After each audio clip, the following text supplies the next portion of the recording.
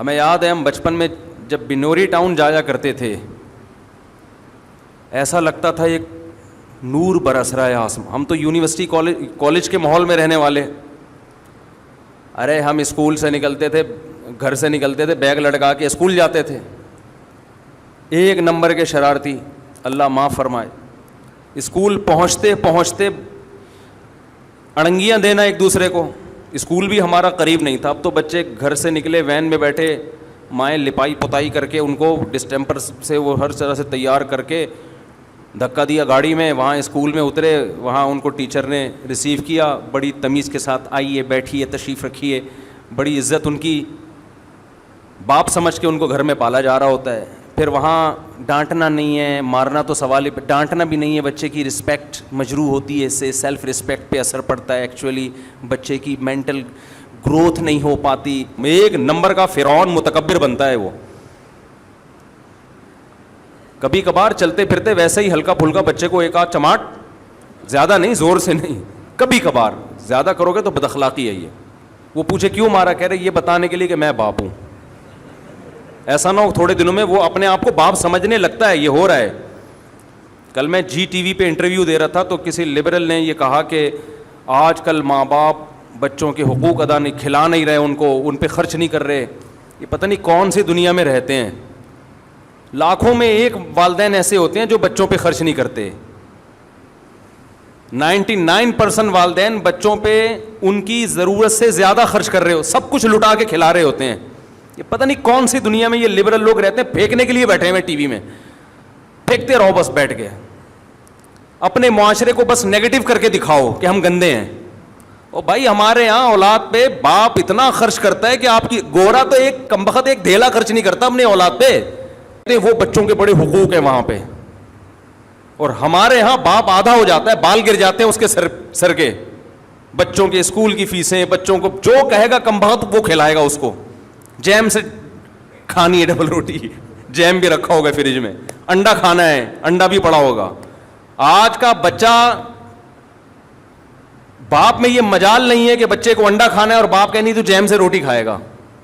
وہ پرانا زمانہ تھا, ونس اپون اے ٹائم, کہ جو پکائے کھا, تیری مرضی کا نہیں. ہمارا اللہ کا شکر ہے مالی حالات بہت اچھے تھے, لیکن ہماری ماں نے ہمیں اپنی مرضی کا کھلایا ہے, ہماری مرضی کا نہیں. مجھے اپنی والدہ کا وہ چمٹا یاد آتا ہے, گرم چمٹا. جب روٹی پکاتی تھی نا تو وہ, اب آلو کی بھجیا پکی ہوئی ہے بالفرض, مولی کی بھجیا پکی ہوئی ہے, ہمیں تو اچھی نہیں لگتی تھی مولی کی بھجیا, بنی ہوئی ہے تو ہم بیٹھے ہوئے, نہیں کھایا جا رہا, ہم سے دل ہی نہیں چاہ رہا کھانے کا.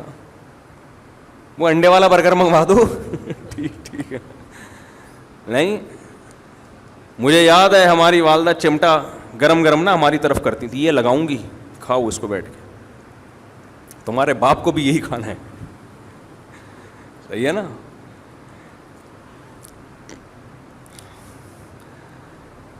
تو خیر کیا بات چل رہی تھی, کدھر چلا گیا. تو بات کیا کر رہا تھا میں, وہ سارا دماغ ہی کہیں اور چلا گیا یار. وہ بچوں کو بٹھاتے ہیں اسکول میں, آپ دیکھو نا ایسی لپائی پتائی ہو رہی ہے ان کی, پھر کمبختوں کو پڑھا کیا رہے ہیں. پڑھا تو ڈھنگ, ان کو سیب دیا ہوا ہے اس میں یلو کلر کرو, یہ ایجوکیشن جس کے ہم 6,000 ہزار روپے اسکولوں میں سیب میں رنگ بھرنے کے لیے, فضول قسم کی ٹائم ویسٹنگ. 2-4 انگلش میں نظمیں سکھا دیتے ہیں تو ماں باپ کو چونکہ وہ بھی نہیں آتی تو ماں باپ سمجھتے ہیں بچہ فل ایجوکیٹڈ, ماشاء اللہ بہت ہائی لیول کی تعلیم حاصل کر رہا ہے. Twinkle twinkle little star, how I wonder what you are, وہ پتہ نہیں کیا نظم تھی. کیونکہ ماں باپ کو یہ بھی نہیں آتی تو وہ سمجھتے ہیں بچہ بہت گرو کر رہا ہے ماشاء اللہ. یوں قتل سے بچوں کے ہوتا نہ وہ بدنام. فرعون کے بارے میں اکبر الہ آبادی نے یہ شعر کہا تھا, فرعون نے بڑا جرم کیا, بدنام ہو گیا کہ بنی اسرائیل کے بچوں کو قتل کرنا شروع کر دیا اس نے, بدنام ہو گیا قیامت تک کے لیے. ارے تو نے نسل تباہ کرنی تھی, اسکول کھول دیتا, اسکول کھول دیتا یار. بنی اسرائیل کے بچے اس میں جاتے, تعریف بھی کرتے کہ فری پہ تعلیم فرعون نے ہمارے لیے فری ایجوکیشن کا انتظام کیا ہے. اس کے بعد ان کو کلر کے ڈبے پکڑا دیتا, یلو کلر,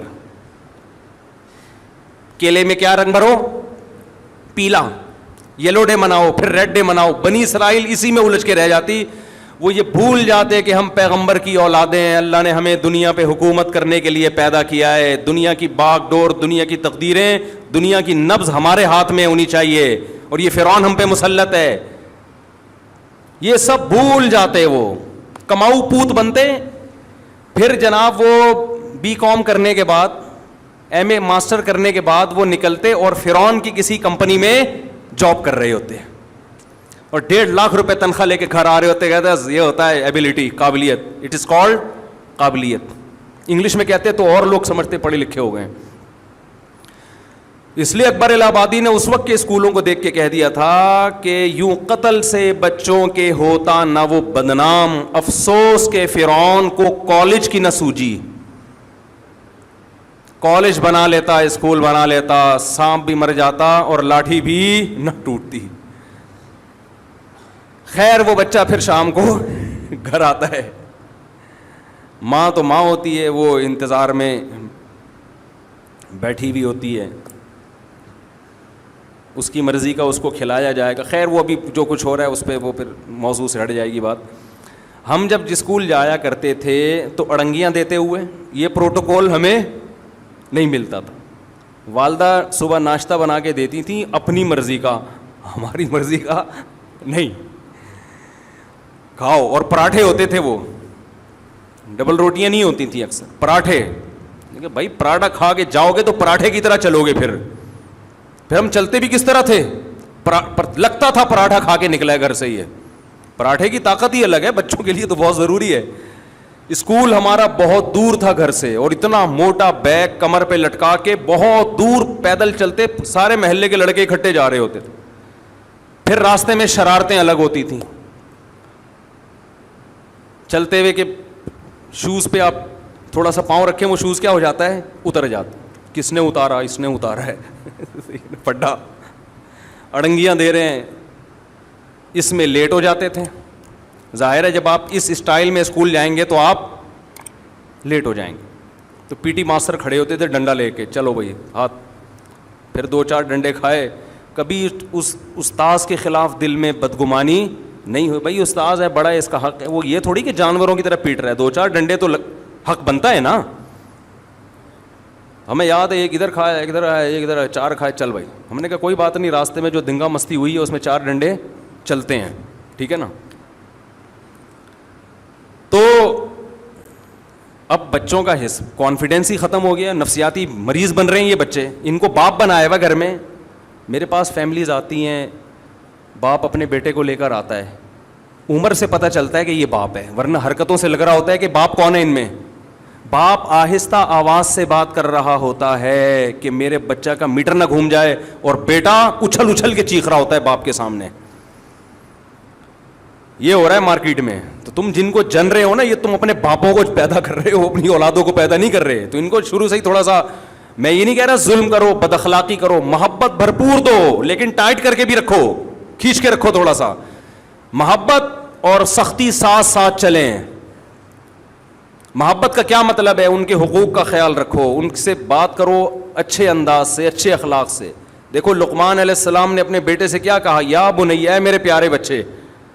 القابات دو ان کو, لیکن کچھ پابندیاں ان کے اوپر ہونی چاہیے, ان سے تجاوز نہ کرنے دو. ہر خواہش اگر ان کی پوری کرو گے, وہ تو ایک صاحب نے مجھے کہا میں اپنے بچے کو لے جاتا ہوں دکان پہ اور کہتا ہوں جو چاہیے میں تجھے دلاؤں گا, وہ اتنا ہی شاپنگ کرتا ہے. میں نے کہا یہ کل چور بن سکتا ہے, ڈاکو بن سکتا ہے. اس کی ساری خواہشات پوری کرو گے تو کل جب کوئی خواہش پوری نہیں ہوگی تو یہ بندوق اٹھانے پر مجبور ہوگا. اسلام میں روزے کا حکم ہے تاکہ خواہشات کو کنٹرول کرنا ہم سیکھیں.